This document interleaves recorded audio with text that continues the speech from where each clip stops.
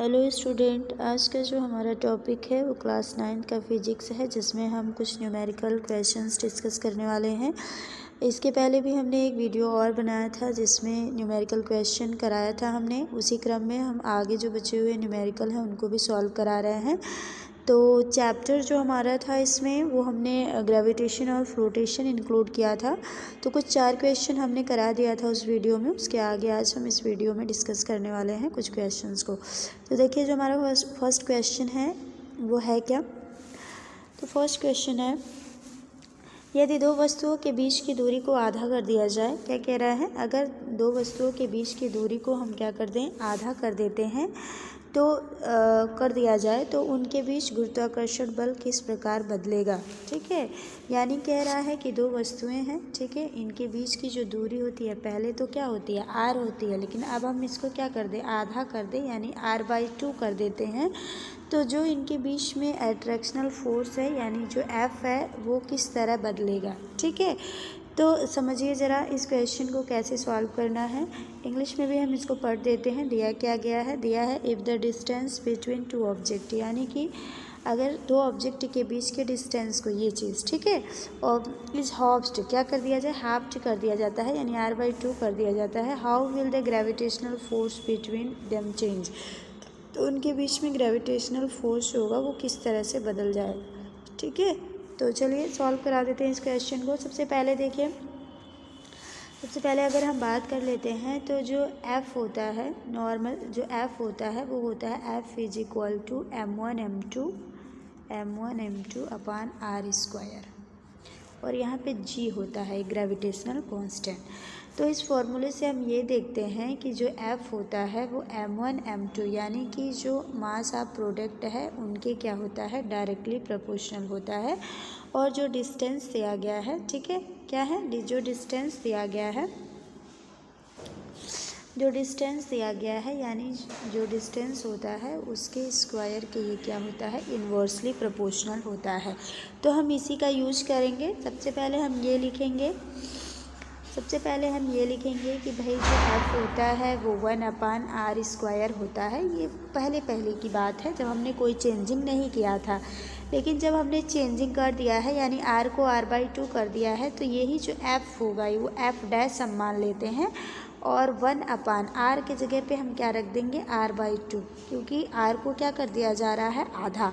तो अब r का स्क्वायर था तो r/2 का भी क्या बन जाएगा, स्क्वायर। अब इसको सॉल्व करते हैं तो ये हो जाएगा 1/r²/4। ठीक है, ये हो जाएगा r/4। 4 ऊपर जाएगा तो ये हो जाएगा 4/r²। क्या हो जाएगा, 4/r²। अगर हम इसको अलग करते हैं, अभी हमने क्या कहा कि ये जो F' आया है ये क्या आया है, 4/r²। ठीक है, अगर हम इसको थोड़ा सा अलग करें तो ये हम इसको क्या लिख सकते हैं, 4 × 1/r² लिख सकते हैं। और अगर इसको और हम सॉल्व करें तो 4 × हम क्या लिख सकते हैं, F क्यों लिख सकते हैं, क्योंकि सबसे पहले ही हमने ये कहा था कि F जो है वो डायरेक्टली प्रोपोर्शनल है 1/r² के। तो 1/r² की जगह पे हम क्या लिख देंगे, F लिख देंगे, यानी ये 4F हो जाएगा। तो पूछा था फोर्स किस तरह से बदल जाएगा, तो जो हमारा नया वाला फोर्स होगा यानी जो अब ग्रेविटेशनल फोर्स उनके बीच में काम करेगा वो पहले से क्या हो जाएगा, 4 गुना हो जाएगा। ठीक है, उम्मीद है ये क्वेश्चन आपको समझ में आ गया होगा। एक बार हम और रिपीट कर देते हैं। सबसे पहले हमने क्या किया है, सबसे पहले हमने ये कहा है कि जो F होता है वो 1/r² यानी कि r² के इन्वर्सली प्रोपोर्शनल होता है। फिर हमने कहा कि क्वेश्चन में कहा था कि r को आधा कर देना है, यानी बीच की दूरी को आधा कर देना है, तो F' जो हो जाएगा वो 1/r/2 का क्या हो जाएगा, होल स्क्वायर। अब इसी को हमने सॉल्व किया तो 4/r² आ गया था, और फिर हमने इसको लिख दिया था 4 × F लिख दिया था, यानी कि जो बाद में फोर्स हमारा काम करेगा एट्रैक्शनल फोर्स वो क्या हो जाएगा, पहले से 4 गुना हो जाएगा। ठीक है, तो बात कर लेते हैं सेकेंड क्वेश्चन की। सेकेंड क्वेश्चन देखिए, सेकेंड क्वेश्चन दिया गया है कि 10 किलोग्राम द्रव्यमान, क्या दिया गया है, 10 किलोग्राम द्रव्यमान के 2 पिंड हैं। 10 किलोग्राम द्रव्यमान के क्या हैं, 2 पिंड लिए गए हैं। ठीक है, तो मान लेते हैं कि दो पिंड अगर हम m1 m2 लेते हैं, पहले पिंड का द्रव्यमान m1 है, दूसरे पिंड का द्रव्यमान m2 है, तो दोनों पिंडों के द्रव्यमान जो दिए गए हैं वो 10 kg दिए गए हैं। कितने दिए गए हैं? 10 kg दिए गए हैं। तो हम मान लेंगे कि m1 बराबर भी 10 kg है, ठीक है, और m2 बराबर भी कितना दिया गया है? 10 kg है, ठीक है। ये तो हो गया m1 m2 की बात। अब हम बात कर लेते हैं कि ये डिस्टेंस दिया गया है, कह रहा है ये दोनों जो द्रव्यमान हैं m1 m2, ठीक है, m1 m2 द्रव्यमान के जो दो वस्तु हैं वो एक दूसरे से 100 सेंटीमीटर दूर रखे हुए हैं। कितने दूर रखे हुए हैं? 100 सेंटीमीटर। तो r = हो जाएगा 100 सेंटीमीटर, लेकिन हमारा जो डिस्टेंस होता है वो मीटर में लिया जाता है, उसकी SI यूनिट मीटर है। तो जब हम इसको मीटर में कन्वर्ट करेंगे तो 100 सेंटीमीटर बराबर क्या हो जाएगा? 1 मीटर, यानी r की वैल्यू क्या हो गया? 1 मीटर हो गया, ठीक है। अब हम बात कर लेते हैं, पूछ क्या रहा है? आकर्षण फोर्स पूछ रहा है, यानी कि F पूछ रहा है, ठीक है। और एक बात और, जब हमने अभी F का फॉर्मूला लिखा था तो उसमें G आया था ना, तो G की वैल्यू क्या होती है? 6.67 10⁻11। अगर यूनिट की बात करें तो न्यूटन मीटर स्क्वायर पर kg स्क्वायर होता है, ठीक है। तो इसको हम सॉल्व करा देते हैं। देखिए कैसे करना है आपको, क्या क्या चीज़ें इसमें दे रखी हैं। दिया था m1 = m2 = 10 kg, यानी m1 m2 दोनों की जो मासेस हैं वो कितने हैं? 10 kg। अब हम बात कर लेते हैं g की। अभी हमने कहा 6.67 10⁻, क्या होता है? -11, ठीक है, न्यूटन मीटर स्क्वायर पर kg स्क्वायर होता है। और r की वैल्यू क्वेश्चन में 1 दिया है। फॉर्मूला लगाएंगे, F = G m1 m2 और अपॉन में क्या हो जाएगा? r²। सॉल्व कर लेते हैं। 6.67 × 10⁻11 और m1 m2 के 10 × 10 हो जाएगा, ठीक है, और अपॉन में हो जाएगा 1, ठीक। अब देखिए 10 × 10 यानी 100 हो गया। कितना हो गया? 10 × 10 हो गया 100, ठीक है। और 1 का तो कोई बहुत 1 का स्क्वायर करेंगे फिर भी 1 ही आएगा, तो ये हो गया 100 और साथ में 6.67 × 10⁻11। तो अभी हमने क्या कहा? कितना आया था? 6.67 10⁻, क्या हो गया? -11 × 100, यही आया था, ठीक है। अब इसी को हम जब सॉल्व करेंगे तो देखिए यहाँ पे 6.67 × 10⁻11 और इसको हम क्या लिख सकते हैं? 10⁻2 लिख सकते हैं। तो एक पर पावर क्या है? नेगेटिव है, एक पर पावर पॉजिटिव है, तो घट जाएगा। तो ये हो जाएगा 6.67 × 10⁻, क्या हो जाएगा? -9, क्या हो जाएगा? -9, ठीक। अब फोर्स है तो इसकी भी यूनिट क्या हो जाएगी? न्यूटन, क्या हो जाएगी? न्यूटन, यानी 6.67 × 10⁻⁻9 न्यूटन का फोर्स उन दोनों ऑब्जेक्ट के बीच में काम करेगा। उम्मीद है ये क्वेश्चन आपको समझ में आ गया होगा। हम एक बार और रिपीट कर देते हैं। क्वेश्चन दिया था कि 10 किलोग्राम द्रव्यमान के दो पिंड हैं, ठीक है, यानी कि 2 bodies of masses 10 kg are placed 100 centimeter apart from each other. Find the force of attraction between the two bodies, ठीक है। तो आपको क्या करना था कि अट्रैक्शन फोर्स निकालना था। तो वो ऑब्जेक्ट थे, उनके जो द्रव्यमान थे वो 10 kg थे और एक दूसरे से 100 सेंटीमीटर दूर रखे गए थे। तो हमने सेंटीमीटर को मीटर में कन्वर्ट कर दिया, तो r की वैल्यू 1 आ गई, m1 m2 की वैल्यू 10 था, g की वैल्यू 6.67 10⁻11 था और हमने f लगा दिया formula g m1 m2 upon r²।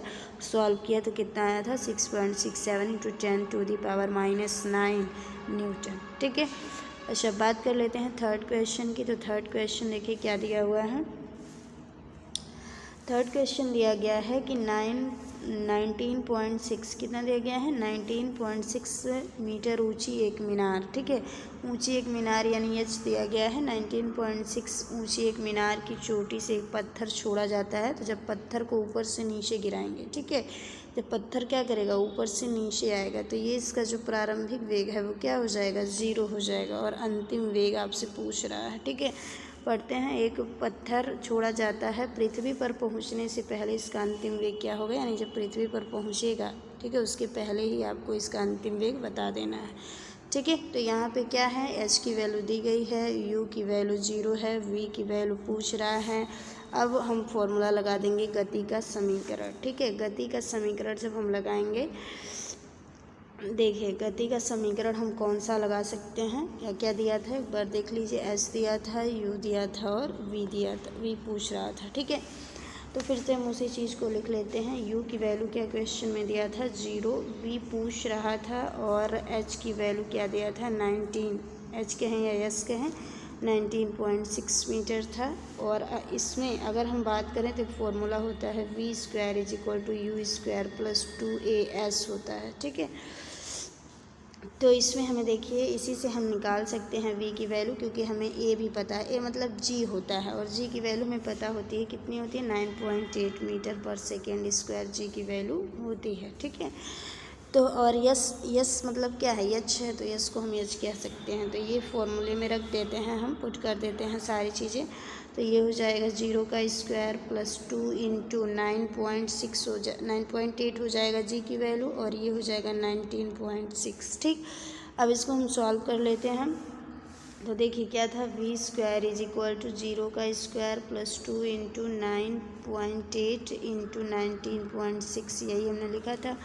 अभी इसको जब सॉल्व करेंगे तो ये देखिए यहाँ मल्टीप्लाई करेंगे तो क्या हो जाएगा 19.6 और 19.6 एक बार और है तो ये क्या बन जाएगा 19.6 का होल स्क्वायर बन जाएगा, और इधर वी स्क्वायर है तो v की वैल्यू क्या हो जाएगी, v की वैल्यू हो जाएगी 19.6। अब v है तो v की यूनिट क्या होती है मीटर पर सेकेंड। ठीक है, यानी कि जो अंतिम वेग जो हो जाएगा पृथ्वी पर पहुंचने से पहले वो कितना हो जाएगा मीटर पर 19.6 मीटर पर सेकेंड। ठीक है, उम्मीद है क्वेश्चन आपको समझ में आ गया होगा, कोई प्रॉब्लम नहीं होगा। ठीक है, थोड़ा हम इंग्लिश में पढ़ देते हैं जो इसमें दिया गया है।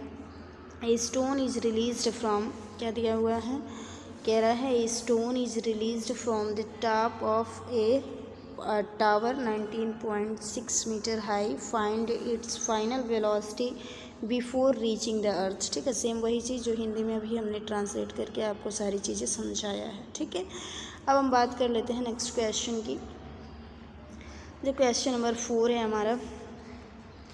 क्वेश्चन नंबर 4 क्या दिया हुआ है, कह रहा है किसी वस्तु का भार 98 न्यूटन है। ठीक है, कोई वस्तु है उसका भार कितना दिया गया है, यानी W कह रहा है, क्वेश्चन में कितना दिया गया है 98 न्यूटन दिया गया है।